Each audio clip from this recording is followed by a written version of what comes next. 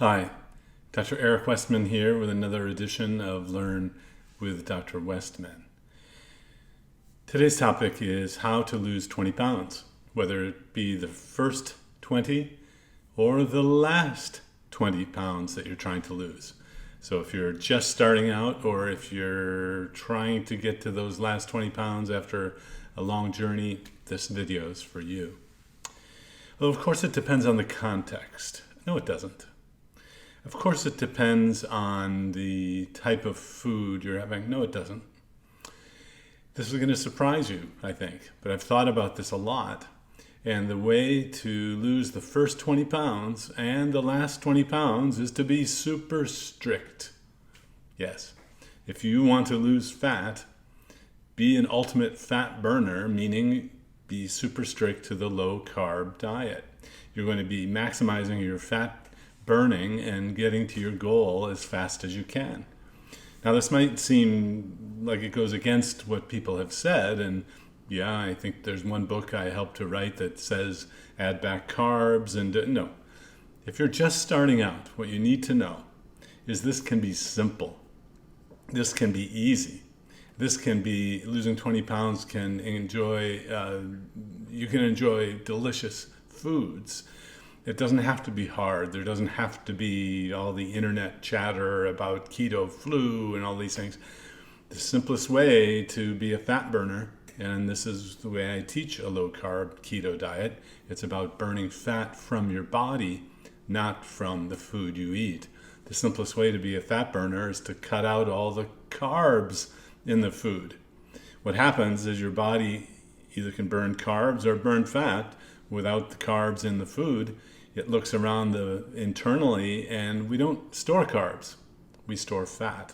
So what happens is your body becomes a fat burner automatically without eating fat, without all these things. Just by not eating, your body generates ketone. Just by not eating carbs, your body generates ketones and you start burning your body fat.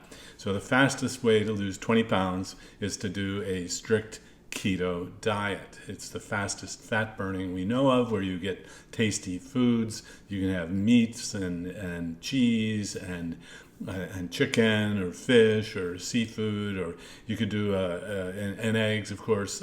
These foods have no carbs, so they don't elicit the blood glucose elevation and insulin signal. So these foods allow your body to burn its own fat automatically. So if you want to lose 20 pounds fast, do a full-on keto diet. Full-on keto, where did this word come from? So I have to say, there's this weird, no, it's human nature. Well, I don't want to do all the way keto. You don't want to be a fat burner? I don't want to do it half. You can't go from San Francisco to Hawaii halfway. I don't want you to, in an airplane, want you to crash. So to become a full-on fat burner, which means you're going to lose weight the fastest way possible, do a strict version of a keto diet. It is accompanied with tasty foods. I had a young man who just ate at fast food restaurants and lost the weight. It doesn't really matter where the food comes from. So if you're trying to lose your first 20 pounds and then you're at your goal, great. The only thing to worry about then, or to be aware of, is as you add carbs back in, you may regain that weight. And this is the story you'll hear. Well, I did the keto diet, I lost 20 pounds, and then it came all right back. Well, that's because you stopped doing it. I mean, I hate to laugh about that because I know it's serious, but if someone comes to me and says, I lost 100 pounds on the old Atkins diet, and then I regained it all and more, and I said, oh, did you stop following the diet? And then they say, well, yeah. So what we've learned over the last 20 years, remember I'm at Duke University, I've studied this, I'm using it in a clinic. What we've learned over the last 20 years, that it's okay not to eat carbs. It can be very healthy as long as you're following a properly formulated low carb keto type of diet. So don't be concerned if you're just starting out, you want to lose 20 pounds. I, through the years, talked to a doctor who was working in Hollywood. I think he's retired by now, but this was often a way that people would lose weight for a role as an actor, a movie role, for example. So, and if you want to gain weight, of course, you would pile on the carbs, not the fats. So if you want to lose 20 pounds, do a keto diet, and then watch what you're adding back very carefully.